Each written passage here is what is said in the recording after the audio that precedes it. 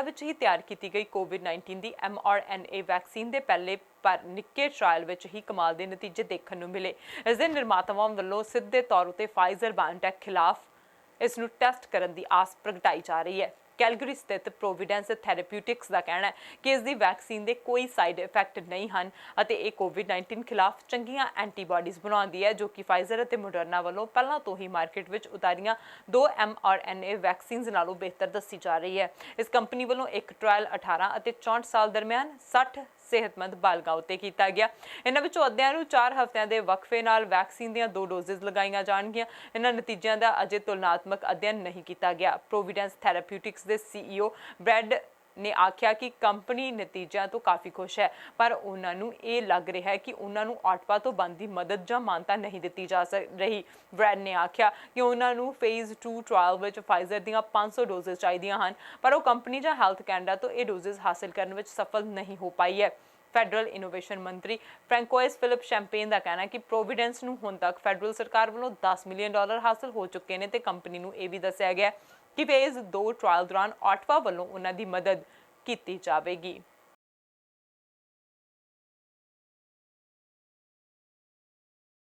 Ontario ਦੇ premier Doug Ford ਨੇ ਆਖਿਆ ਕਿ ਉਹ ਚਾਹੁੰਦੇ ਹਨ ਕਿ ਇਹਨਾਂ ਗਰਮੀਆਂ ਵਿੱਚ ਓਨਟਾਰੀਓ ਵਾਸੀਆਂ ਨੂੰ ਕੋਵਿਡ-19 ਵੈਕਸੀਨ ਦੀਆਂ 2 ਡੋਜ਼ਜ਼ ਲੱਗੀਆਂ ਹੋਣ। ਦੂਜੇ ਪਾਸੇ ਫੈਡਰਲ ਅਧਿਕਾਰੀਆਂ ਦਾ ਕਹਿਣਾ ਹੈ ਕਿ ਉਹ ਨਹੀਂ ਚਾਹੁੰਦੇ ਕਿ ਵੈਕਸੀਨ ਦਾ ਦੂਜਾ ਸ਼ਾਟ ਲੈਣ ਵਾਲਿਆਂ ਲਈ ਵੀ ਪਬਲਿਕ ਹੈਲਥ ਗਾਈਡਲਾਈਨਸ ਵਿੱਚ ਕੋਈ ਢਿੱਲ ਦਿੱਤੀ ਜਾਵੇ। ਫਾਈਜ਼ਰ ਅਤੇ ਮੋਡਰਨਾ ਦੀ ਸਪਲਾਈ ਦੇ ਵਿੱਚ ਇਜ਼ਾਫਾ ਹੋਣ ਨਾਲ ਓਨਟਾਰੀਓ ਆਪਣੀ ਵੈਕਸੀਨੇਸ਼ਨ ਮੁਹਿੰਮ ਵਿੱਚ ਸਭ ਤੋਂ ਅੱਗੇ ਚੱਲ ਰਿਹਾ ਹੈ ਅਤੇ ਹਰ ਕਿਸੇ ਨੂੰ ਪਹਿਲੀ ਡੋਜ਼ ਦੀ ਪੇਸ਼ਕਸ਼ ਕੀਤੇ ਜਾਣ ਦੇ ਨਾਲ 3 ਹਫ਼ਤਿਆਂ ਦੀ ਥਾਂ ਉੱਤੇ 4 ਹਫ਼ਤਿਆਂ ਦੇ ਵਕਫੇ ਨਾਲ ਦੂਜੀ ਡੋਜ਼ ਲਗਵਾਉਣ ਦੇ ਲਈ ਵੀ ਆਖਿਆ ਜਾ ਰਿਹਾ ਹੈ। ਓਨਟਾਰੀਓ ਦੀ ਸਿਹਤ ਮੰਤਰੀ ਕ੍ਰਿਸਟੀਨ ਐਲੀਅਟ ਨੇ ਆਖਿਆ ਕਿ ਓਨਟਾਰੀਓ ਵਿੱਚ ਮਈ ਦੇ ਅੰਤ ਤੱਕ 65% ਯੋਗ ਬਾਲਗਾਂ ਨੂੰ ਪਹਿਲੀ ਡੋਜ਼ ਲਗਾ ਦਿੱਤੀ ਜਾਵੇਗੀ। ਇਸ ਦੌਰਾਨ ਫੈਡਰਲ ਅਧਿਕਾਰੀਆਂ ਵੱਲੋਂ ਇਸ ਗੱਲ ਦੀ ਪੁਸ਼ਟੀ ਕੀਤੀ ਗਈ ਹੈ ਕਿ ਸਾਰੇ ਯੋਗ ਕੈਨੇਡੀਅਨਸ ਜਿਹੜੇ ਸ਼ਾਟ ਚਾਹੁੰਦੇ ਹਨ ਉਹਨਾਂ ਨੂੰ ਜੂਨ ਦੇ ਅੰਤ ਤੱਕ ਇਹ ਹਾਸਲ ਹੋ ਜਾਵੇਗਾ। ਇੱਕ ਨਿਊਜ਼ ਕਾਨਫਰੰਸ ਦੇ ਵਿੱਚ ਫੋਰਡ ਨੇ ਆਖਿਆ ਕਿ ਗਰਮੀਆਂ ਤੱਕ ਸਿਰਫ ਇੱਕ ਡੋਜ਼ ਦੇਣਾ ਹੀ ਕਾਫੀ ਨਹੀਂ ਹੋਵੇਗਾ। ਜੇ ਸਾਨੂੰ ਵੈਕਸੀਨ ਦੀ ਸਪਲਾਈ ਵਿੱਚ ਕੋਈ ਵਿਘਨ ਨਹੀਂ ਪੈਂਦਾ ਤਾਂ ਇੱਕ ਗਰਮੀਆਂ ਵਿੱਚ ਇੱਕ ਡੋਜ਼ ਦੀ ਥਾਂ ਅਸੀਂ 2 ਡੋਜ਼ ਦਾ ਆਪਣਾ ਟੀਚਾ ਪੂਰਾ ਕਰਨ ਲਈ ਪੂਰਾ ਜ਼ੋਰ ਲਗਾ ਦੇਵਾਂਗੇ। ਉਹਨਾਂ ਆਖਿਆ ਕਿ ਪ੍ਰੋਵਿੰਸ ਜੁਲਾਈ ਅਤੇ ਅਗਸਤ ਨੂੰ ਜਿੰਨਾ ਸੰਭਵ ਹੋ ਸਕੇ ਆਮ ਵਰਗਾ ਬਣਾਉਣਾ ਚਾਹੁੰਦੀ ਹੈ ਅਤੇ ਉਹਨਾਂ ਨੂੰ ਪੂਰਾ ਯਕੀਨ ਹੈ ਕਿ ਅਜਿਹਾ ਕੀਤਾ ਜਾ ਸਕਦਾ ਹੈ। You look at the borders, we have a porous, we have two sets of rules. One, you know, that you fly in to Pearson, and we know 1/3 aren't staying and you know, staying in quarantine, they're just walking away.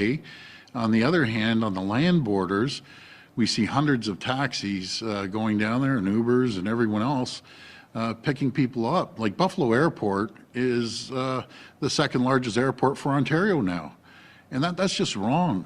And we just need the Prime Minister, Justin Trudeau, to fix the problem. It's a federal issue.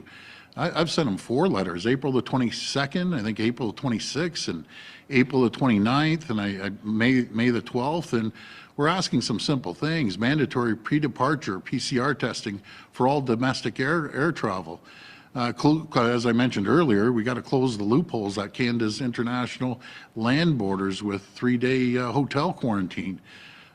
The other one, we have to reduce international travel to stop the importation of further variants. And just think of this, Randy. 1 in 3 international air travelers are avoiding the quarantine system, and there's been no explanation why. We had to implement PCR testing ourselves. We had to go into international airport Pearson for international travelers. We had to vaccinate as far as I'm concerned, frontline heroes, the CBSA officers. These are champions. We had a phone call saying the feds aren't vaccinating, so we stepped in and helped them. We had to vaccinate temporary foreign workers. And I just don't believe a 1-dose summer. It's just not good enough. You know, if we get the supply, I'll put it this way, we get the supply, we will work our backs off to have a 2-dose summer instead of a 1-dose summer. ਕੋਵਿਡ-19 ਕਾਰਨ Toronto ਦੇ ਕੁਝ ਭੀੜ-ਭਾੜ ਵਾਲੇ events ਨੂੰ ਇਸ ਸਾਲ ਇੱਕ ਵਾਰ ਫਿਰ ਰੱਦ ਕਰ ਦਿੱਤਾ ਗਿਆ। ਸਿਟੀ ਆਫ ਟੋਰਾਂਟੋ ਦੇ ਵੱਲੋਂ ਸ਼ੁੱਕਰਵਾਰ ਨੂੰ ਇਹ ਐਲਾਨ ਕੀਤਾ ਗਿਆ ਕਿ ਉਹਨਾਂ ਵੱਲੋਂ ਲੇਬਰ ਡੇ ਜੋ ਕਿ 6 ਸਤੰਬਰ ਨੂੰ ਹੈ ਤੋਂ ਬਾਅਦ ਤੱਕ ਦੇ ਸਾਰੇ ਇਵੈਂਟਸ ਲਈ ਪਰਮਿਟ ਜਾਰੀ ਨਹੀਂ ਕੀਤੇ ਜਾਣਗੇ। ਸਿਟੀ ਦੇ ਬੁਲਾਰੇ ਬ੍ਰੈਡ ਕ੍ਰਾਸ ਨੇ ਇਸ ਗੱਲ ਦੀ ਪੁਸ਼ਟੀ ਕੀਤੀ ਹੈ ਤੇ ਇਸ ਸੰਬੰਧੀ ਰਸਮੀ ਐਲਾਨ ਸ਼ੁੱਕਰਵਾਰ ਨੂੰ ਕੀਤਾ ਗਿਆ। ਇਸ ਤੋਂ ਭਾਵ ਹੈ ਕਿ ਕੈਨੇਡੀਅਨ ਨੈਸ਼ਨਲ ਐਗਜ਼ੀਬਿਸ਼ਨ CNE ਅਤੇ ਟੈਸਟ ਆਫ ਡੈਨਫਰਥ ਵਰਗੇ ਇਵੈਂਟਸ ਨੂੰ ਵੀ ਇਸ ਸਾਲ ਦੇ ਲਈ ਰੱਦ ਕਰ ਦਿੱਤਾ ਜਾਵੇਗਾ। ਇਸ ਸਮੇਂ ਤੇ ਬੀਚੀ ਜੈਜ਼ ਫੈਸਟੀਵਲ ਅਤੇ ਟੋਰਾਂਟੋ ਹਾਂਡਾ ਇੰਡੀ ਵਰਗੇ ਇਵੈਂਟਸ ਵੀ ਨਹੀਂ ਕਰਵਾਏ ਜਾਣਗੇ। ਸਿਟੀ ਨੇ ਇਹ ਵੀ ਆਖਿਆ ਕਿ ਉਹ ਸਿਟੀ ਦੀ ਅਗਵਾਈ ਵਾਲੇ ਅਤੇ ਸਿਟੀ ਦੀ ਇਜਾਜ਼ਤ ਨਾਲ ਕਰਵਾਏ ਜਾਣ ਵਾਲੇ ਸਾਰੇ ਆਊਟਡੋਰ ਇਵੈਂਟਸ ਨੂੰ ਰੱਦ ਕਰਨ ਦਾ ਐਲਾਨ ਪਹਿਲਾਂ ਹੀ ਕਰ ਚੁੱਕੀ ਹੈ। ਇਸ ਵਿੱਚ ਕੈਨੇਡਾ ਦੇ ਡੇ ਦੇ ਜਸ਼ਨ ਸ਼ਾਮਿਲ ਹਨ। ਇਸ ਤੋਂ ਭਾਵ ਹੈ ਕਿ ਜੂਨੋ ਅਵਾਰਡਸ ਅਤੇ ਪ੍ਰਾਈਡ ਪਰੇਡ ਵੀ ਵਰਚੁਅਲ ਇਵੈਂਟਸ ਵਜੋਂ ਹੀ ਕਰਵਾਏ ਜਾਣਗੇ। ਏਅਰ ਕੈਨੇਡਾ ਨੇ ਭਾਰਤ ਤੋਂ ਆਪਣੀਆਂ ਫਲਾਈਟਸ ਉੱਪਰ ਲਗਾਈ ਪਾਬੰਦੀ ਨੂੰ ਹੁਣ 22 ਜੂਨ ਤੱਕ ਵਧਾ ਦਿੱਤਾ ਹੈ। ਕੈਨੇਡਾ ਸਰਕਾਰ ਨੇ 22 ਅਪ੍ਰੈਲ ਤੋਂ 30 ਦਿਨਾਂ ਵਾਸਤੇ ਭਾਰਤ ਤੇ ਪਾਕਿਸਤਾਨ ਤੋਂ ਆਉਣ ਵਾਲੀਆਂ ਸਾਰੀਆਂ ਸਿੱਧੀਆਂ ਉਡਾਨਾਂ ਤੇ ਰੋਕ ਲਗਾ ਦਿੱਤੀ ਸੀ। ਹੁਣ ਏਅਰ ਕੈਨੇਡਾ ਨੇ ਇਹ ਪਾਬੰਦੀ 22 ਜੂਨ ਤੱਕ ਵਧਾ ਦਿੱਤੀ ਹੈ, ਪਰ ਕੈਨੇਡਾ ਸਰਕਾਰ ਵੱਲੋਂ ਇਸ ਸੰਬੰਧੀ ਅਜੇ ਕੋਈ ਫੈਸਲਾ ਨਹੀਂ ਲਿਆ ਗਿਆ। ਅਮਰੀਕਾ ਦਾ ਰੁਖ ਕਰੀਏ ਤਾਂ ਅਮਰੀਕਾ ਦੇ ਵਾਸ਼ਿੰਗਟਨ ਸੂਬੇ ਵਿੱਚ ਜਲਦ ਹੀ ਸਕੂਲ ਖੁੱਲ੍ਹਣ ਜਾ ਰਹੇ ਨੇ। ਹਾਲਾਂਕਿ ਸਕੂਲ ਆਉਣ ਵਾਲੇ ਸਾਰੇ ਅਧਿਆਪਕਾਂ ਤੇ ਵਿਦਿਆਰਥੀਆਂ ਨੂੰ ਇਸ ਦੌਰਾਨ ਮਾਸਕ ਪਾਉਣਾ ਲਾਜ਼ਮੀ ਹੋਵੇਗਾ। ਵਾਸ਼ਿੰਗਟਨ ਅਥਾਰਟੀ ਨੇ ਇਸ ਸੰਬੰਧੀ ਫੈਸਲਾ ਲੈਂਦੇ ਹੋਏ ਦੱਸਿਆ ਕਿ 2021-22 ਵਿਦਿਅਕ ਸੈਸ਼ਨ ਜਲਦ ਸ਼ੁਰੂ ਕੀਤਾ ਜਾ ਰਿਹਾ ਹੈ। ਵਾਸ਼ਿੰਗਟਨ ਦੇ ਸਿਹਤ ਵਿਭਾਗ ਵੱਲੋਂ ਇਸ ਦੇ ਲਈ ਦਿਸ਼ਾ ਨਿਰਦੇਸ਼ ਵੀ ਜਾਰੀ ਕੀਤੇ ਗਏ ਹਨ ਜੋ ਮਹਾਮਾਰੀ ਨੂੰ ਫੈਲਣ ਤੋਂ ਰੋਕਣ ਲਈ ਬਣਾਏ ਗਏ ਹਨ। ਮਾਸਕ ਨਾਲ ਜੁੜੇ ਇਹ ਦਿਸ਼ਾ ਨਿਰਦੇਸ਼ ਵਿਵਾਦਤ ਸਾਬਤ ਹੋ ਸਕਦੇ ਹਨ ਕਿਉਂਕਿ ਇੱਥੋਂ ਦੇ disease control and prevention centre ਵੱਲੋਂ ਪੂਰੀ ਤਰ੍ਹਾਂ ਵੈਕਸੀਨ ਲੈ ਚੁੱਕੇ ਲੋਕਾਂ ਨੂੰ ਮਾਸਕ ਪਾਉਣ ਨੂੰ ਲੈ ਕੇ ਛੋਟ ਦਾ ਐਲਾਨ ਕੀਤਾ ਗਿਆ। ਮੌਜੂਦਾ ਸਮੇਂ 12 ਸਾਲ ਤੋਂ ਵੱਧ ਉਮਰ ਦੇ ਬੱਚਿਆਂ ਨੂੰ ਵੀ ਕੋਰੋਨਾ ਵੈਕਸੀਨ ਦੀ ਖੁਰਾਕ ਦਿੱਤੀ ਜਾ ਰਹੀ ਹੈ। ਲਗਭਗ 1.1 ਮਿਲੀਅਨ ਵਿਦਿਆਰਥਣਾਂ ਪਬਲਿਕ ਸਕੂਲਾਂ ਦੇ ਵਿੱਚ ਹਨ। ਤਾਂ ਦੱਸ ਦਈਏ ਕਿ ਜਾਰੀ ਹੋਏ ਦਿਸ਼ਾ ਨਿਰਦੇਸ਼ਾਂ ਵਿੱਚ ਇਹ ਸਪਸ਼ਟ ਤੌਰ ਤੇ ਆਖਿਆ ਗਿਆ ਕਿ K-12 ਸਕੂਲਾਂ ਦੇ ਵਿੱਚ ਆਉਣ ਵਾਲਿਆਂ ਨੂੰ 6 ਫੁੱਟ ਦੀ ਦੂਰੀ ਨਹੀਂ ਹੋਣ ਤੇ ਇੰਡੋਰ ਅਤੇ ਆਊਟਡੋਰ ਮਾਸਕ ਲਾਉਣਾ ਲਾਜ਼ਮੀ ਹੋਵੇਗਾ। ਕੋਰੋਨਾ ਮਹਾਮਾਰੀ ਦੀ ਸ਼ੁਰੂਆਤ 2019 ਵਿੱਚ ਵੂਹਾਨ ਤੋਂ ਹੋਈ ਜਿਸ ਨੇ ਸਾਰੀ ਦੁਨੀਆ ਨੂੰ ਆਪਣੀ ਲਪੇਟ ਵਿੱਚ ਲੈ ਲਿਆ, ਪਰ ਅਮਰੀਕਾ ਵਿੱਚ ਇਹ ਮਹਾਮਾਰੀ ਸਭ ਤੋਂ ਵੱਧ ਫੈਲੀ। ਹੁਣ ਮਹਾਮਾਰੀ ਦੀ ਦੂਜੀ ਲਹਿਰ ਦੀ ਮਾਰ ਚੱਲ ਰਹੇ ਭਾਰਤ ਵਿੱਚ ਹਾਲਾਤ ਖਰਾਬ ਚੱਲ ਰਹੇ ਨੇ। ਮਹਾਮਾਰੀ ਕਾਰਨ 2020 ਦੀ ਸ਼ੁਰੂਆਤ ਤੋਂ ਹੀ ਜ਼ਿਆਦਾਤਰ ਦੇਸ਼ਾਂ ਵਿੱਚ ਸਕੂਲਾਂ ਦੀ ਪੜ੍ਹਾਈ ਬੰਦ ਕਰਕੇ ਆਨਲਾਈਨ ਵਿਵਸਥਾ ਕੀਤੀ ਗਈ ਸੀ। ਇਸ ਤੋਂ ਬਾਅਦ ਸੀਐਟਲ ਪਬਲਿਕ ਸਕੂਲ ਦੇ ਵਿਦਿਆਰਥੀਆਂ ਤੋਂ ਵਿਅਕਤੀਗਤ ਤੌਰ ਤੇ ਪੂਰੇ ਸਮੇਂ ਨਾਲ ਵਾਪਸੀ ਆਉਣ ਦੀ ਉਮੀਦ ਵੀ ਕੀਤੀ ਜਾ ਰਹੀ ਹੈ। ਸੀਐਟਲ ਸਕੂਲ ਬੋਰਡ ਦੇ ਸੁਪਰਡੈਂਟ ਬ੍ਰੈਂਟ ਜੋਨਸ ਤੋਂ ਜ਼ਿਲ੍ਹੇ ਦੀ ਵਾਪਸੀ ਯੋਜਨਾ ਦੀ ਘੋਸ਼ਣਾ ਕਰਦਿਆਂ ਇੱਕ ਨਿਊਜ਼ ਕਾਨਫਰੰਸ ਕੀਤੀ ਗਈ। ਸਕੂਲ 2021 ਤੋਂ 22 ਦੇ ਸਕੂਲ ਸਾਲ ਦੇ 54 ਵਿਦਿਆਰਥੀਆਂ ਨੂੰ ਕਲਾਸਰੂਮ ਵਿੱਚ ਵਾਪਸ ਆਉਣ ਦੀ ਯੋਜਨਾ ਬਣਾ ਰਿਹਾ ਹੈ, ਜਿਸ ਬਾਰੇ ਜਾਣਕਾਰੀ ਸਾਂਝੀ ਕੀਤੀ ਗਈ ਹੈ। Here to announce a full-time in-person learning experience in the fall. That's the fall 2021 to be specific. The conditions are right, the pandemic is slowing, and we have access to vaccinations. We are creating the conditions for our children to come back to school safe. It's imperative that we create the best conditions for our students. And I believe that's in-person learning. Our educators have done a great job over this last year, and they will be able to continue to use the creative and innovative tools they've learned over this past year. It will all be done in the context of what's best for students. And that is when teachers and students can have that in-person connection. We have many years of returning in the fall. We know what we're doing in that space. And we have successfully done that.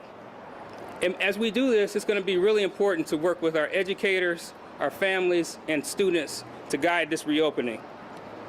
The health and safety of our students is our top priority. Therefore, we will be working with public health officials to understand what we need to do for that safe return. From classrooms to the boardroom, we'll be working to ensure that every student has the best, high-quality, engaging education, welcoming environments, and healthy learning environment. For many students, their mental health has suffered this year. And so we'll be focused on what we're calling a culture of care for our schools, not just with our students, but with our staff. Some of our students actually had great success in our virtual classroom. So let me be clear that we will also have a remote option for those families continuing in a remote space. Other students, unfortunately, found freedom from racism, bullying, and harassment while learning at home. So I am committed to making sure that our in-person classrooms are safe and nurturing and affirming for all students, and that we continue the really important work on anti-racism and educational justice. The needs of our students will be informing how we return in the fall. We are already working on the plan. We will be working with our board as our plans emerge and develop, and we'll be submitting a plan to OSPI here in June. It is my goal that we come back this time next year and celebrate what a great year we had in 2021-22. For now, we're going to finish this year strong, and we're going to continue to do our very best for students. ਅਮਰੀਕੀ ਸਰਕਾਰ ਵੱਲੋਂ corona virus ਤੋਂ ਸੁਰੱਖਿਆ ਦੇ ਮੱਦੇਨਜ਼ਰ ਕਈ ਤਰ੍ਹਾਂ ਦੇ ਨਿਯਮ ਲਾਗੂ ਕੀਤੇ ਗਏ ਹਨ। ਇਹਨਾਂ ਨਿਯਮਾਂ ਦਾ ਪਾਲਣ ਕਰਵਾਉਣ ਲਈ ਜੁਰਮਾਨੇ ਅਤੇ ਹੋਰ ਸਜ਼ਾਵਾਂ ਤੈਅ ਕੀਤੀਆਂ ਗਈਆਂ ਹਨ। ਪਰ ਫਲੋਰੀਡਾ ਦੇ ਗਵਰਨਰ ਰੌਨ ਡਿਸੈਂਟਿਸ ਨੇ ਕਿਹਾ ਕਿ ਉਸ ਦੁਆਰਾ ਰਾਜ ਦੇ ਕਿਸੇ ਵੀ ਵਿਅਕਤੀ ਨੂੰ ਜਿਸ ਤੇ ਮਾਸਕਿੰਗ ਅਤੇ ਸਮਾਜਿਕ ਦੂਰੀਆਂ ਜਿਹੀਆਂ ਕੋਵਿਡ-19 ਸੁਰੱਖਿਆ ਉਪਾਵਾਂ ਦੀ ਉਲੰਘਣਾ ਕਰਨ ਦਾ ਦੋਸ਼ ਲਗਾਇਆ ਗਿਆ ਨੂੰ ਮਾਫੀ ਦਿੱਤੀ ਜਾਵੇਗੀ।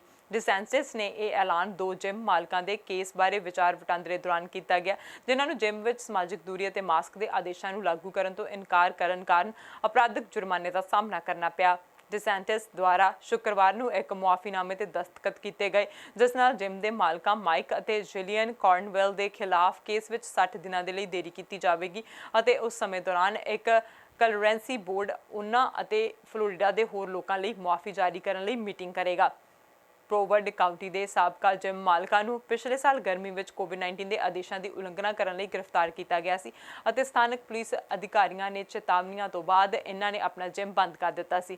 ਇਸ ਦੇ ਇਲਾਵਾ ਗਵਰਨਰ ਦੀ ਇਹ ਘੋਸ਼ਣਾ ਪਿਛਲੇ ਹਫ਼ਤੇ ਰਾਜ ਦੇ ਸਾਰੇ ਸਥਾਨਕ ਕੋਵਿਡ-19 ਐਮਰਜੈਂਸੀ ਆਦੇਸ਼ਾਂ ਨੂੰ ਮੁਅੱਤਲ ਕਰਨ ਦੇ ਫੈਸਲੇ ਤੋਂ ਬਾਅਦ ਆਈ ਹੈ। ਡਿਸੈਂਟਿਸ ਦੇ ਅਨੁਸਾਰ ਉਹਨਾਂ ਦਾ ਪ੍ਰਸ਼ਾਸਨ ਚਾਹੁੰਦਾ ਹੈ ਕਿ ਲੋਕ ਫਲੋਰੀਡਾ ਰਾਜ ਵਿੱਚ ਸੁਤੰਤਰ ਤੌਰ ਤੇ ਰਹਿਣ। ਇਸ ਸੂਬੇ ਦੇ ਗਵਰਨਰ ਨੇ ਮਾਰਚ ਵਿੱਚ ਵੀ ਇੱਕ ਕਾਨੂੰਨ ਪਾਸ ਕੀਤਾ ਸੀ, ਜਿਸ ਵਿੱਚ ਕੋਵਿਡ-19 ਦੇ ਆਦੇਸ਼ਾਂ ਨੂੰ ਤੋੜਨ ਵਾਲਿਆਂ ਤੇ ਜੁਰਮਾਨਾ ਮੁਆਫ ਕੀਤਾ ਗਿਆ ਸੀ।